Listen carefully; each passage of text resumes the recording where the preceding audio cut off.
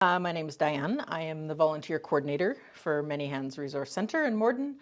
I have been here now for just over 2 years on staff. It's a part-time position, but yeah, it's been 2 years that I've been on staff. But before that, I believe I volunteered for at least 3 years. I was a volunteer before taking on this role. How did you come to find out about Many Hands? It was actually during COVID. I guess I started volunteering when the food bank was still being run by a different organization. It was, at that point, it was the Hub, it was called.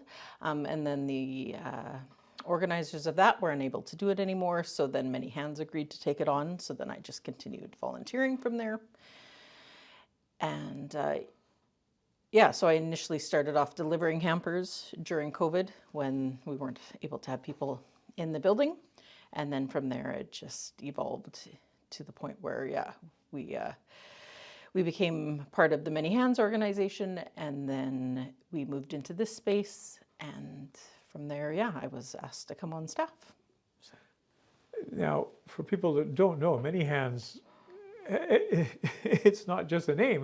There are many things that they do within the organization. Yes. So you need a wide assortment of volunteers to fill those sorts of roles. Yes, yeah, we have our biggest program is the food bank. That takes up a large portion, a very large portion of our volunteer base.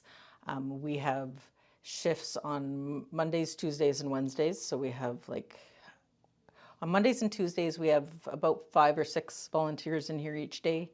On Wednesdays, we have 30 volunteers coming through that day. We also have our community meal program. Once a month, we host a free meal for anyone in the community who wants to come. And so that also uses, I think, probably around 30 volunteers just to put that meal on. And then we have our Thursday drop-in, which you've heard about from Leon specifically. That one's a smaller need. It's a smaller program, but still so important and so vital. It takes a unique person to volunteer there because it's a very social program.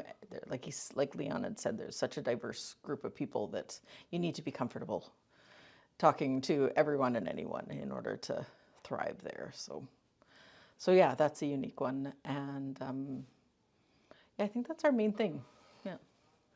As a volunteer coordinator, it must be a little bit of a balancing act trying to find the right people that have good intentions, but Yeah. as you say, given the situations they might find themselves in, Yeah. Does that provide a bit of a challenge? It can, yes. Like you said, everyone has good intentions and want to help out, but sometimes, like for one thing, the food bank often involves the need to lift and carry things. So if you're not physically able, well, that's not a good fit for you. And then there's those who just aren't prepared for what they're going to encounter, right? When you're dealing with an organization that deals with either people in crisis, people who are struggling. We don't always get to see the best side of our clients, right? So then sometimes our volunteers aren't prepared to see that and to experience that. So that can be a challenge, but we've been blessed and had very few that haven't been able to deal with it, and many who have dealt with it well, and that we've been blessed. Yeah, just over and over again, I can tell you how blessed we are with the people who have come our way. Yeah. Well, unfortunately, things are getting worse before they get better. Yeah. I mean, the economy gets worse by the day. Yeah. So your need and the community you serve grows proportionately. Yeah. Yeah, absolutely. We're seeing an increase, especially the food bank. It's a slow increase, definitely not getting lighter, right? There's always more people coming. maybe we'll lighten things up just a little bit and say, over the time that you've been in your role, is there a particular favorite memory, or are there maybe a few favorite memories as far as things that warm your heart from your position? One of my favorite things is on Wednesdays. We have we have a group working in the back that is packing hampers and serving the clients back there. We also have a group in the front that are hosting those who are waiting for their food hampers, and we have been serving soup to those people. And to anyone who comes in, we'll serve soup. It's not just for food bank clients, it is for anyone. So then we have, the group that's hosting in the front, serving coffee, soup, welcoming people, managing things up there. And they are such a fun group. There's one volunteer that I'm constantly joking around about. He keeps on complaining that he's going to talk to the union about his working conditions, and I always give him a hard time about he just needs to wash more dishes, and then maybe he might get paid what he's worth. And yeah, we just have so much fun together, and I think that's my highlight, is just the times that we have just laughed together, and those relationships that have built. Because I started off volunteering with them, right? I was a volunteer with them, and then I became the coordinator. So it was a unique transition, right? Because I knew the programs, I knew most of the programs, and I knew a lot of the volunteers to start off with. And so, yeah, I really, really enjoy the people and love watching and being part of the connecting that happens just even among the volunteers. Yeah. You know, there are so many organizations that require volunteers, but often it's in situations like this where you're filling gaps for people that are new to the country, or they're in a terrible situation in their life, or so that sense of humor and a bit of levity can really go a long way to making everybody get through their day a lot easier. Oh, absolutely. Yeah, the smiles and laughter. Like, most people don't want to come to the food bank.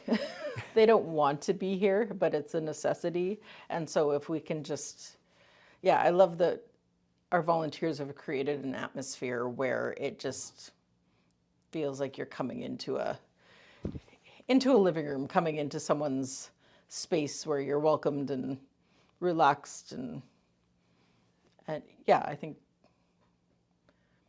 that it has been that's because of our volunteers.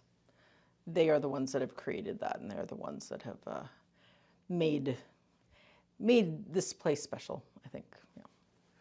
Yeah. I would imagine that you're always looking for more volunteers? Yes. I try not to say this too loudly because I know it's not the norm, but very rarely am I desperate for volunteers.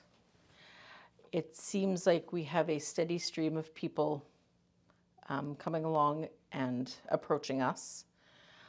In the 2 years I've been here, I think I've reached out maybe twice looking for volunteers, but really in the end, it's word of mouth. It's people who've used our services that reach out and say, I'd like to get back now. Newcomers coming, wanting to learn English, wanting to learn customs, culture, get some Canadian work experience. But very rarely would I say I've been desperate for volunteers. And that's a unique place to be in. Most organizations I'm sure you've talked to have talked about how they feel like their volunteers are being overworked because they don't have enough.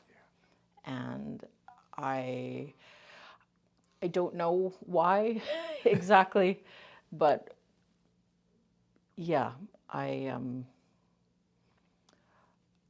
we're always happy to welcome new people into our family, onto our team, but there isn't always a huge need.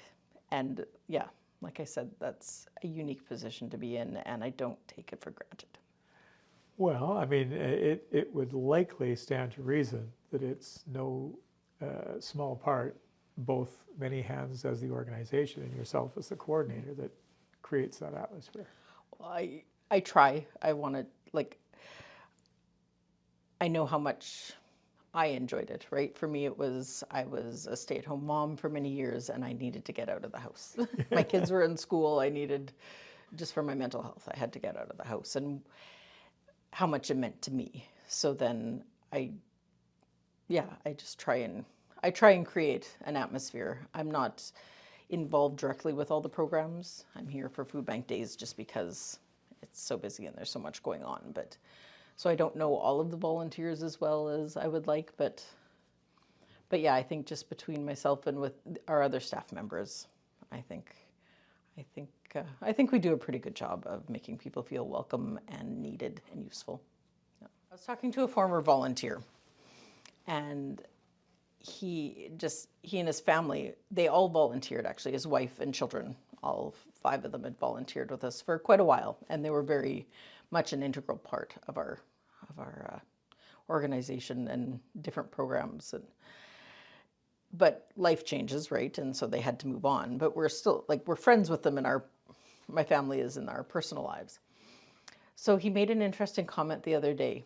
He said that people who don't work in organizations like this, he says it's really easy to believe there isn't a need. He said it's really easy to live your life believing everybody's doing okay when you just work out in the general public. He said he has to remind himself, like now that they're not working with us anymore, he has to remind himself about the need that's out there. And I found that fascinating because we sit here going, do people not understand? Do people not know what's out there and the people that are struggling? And he's like, you know what? I was immersed in it for years. I think he started volunteering just before I did, actually. So we were volunteers together for a few years. And then,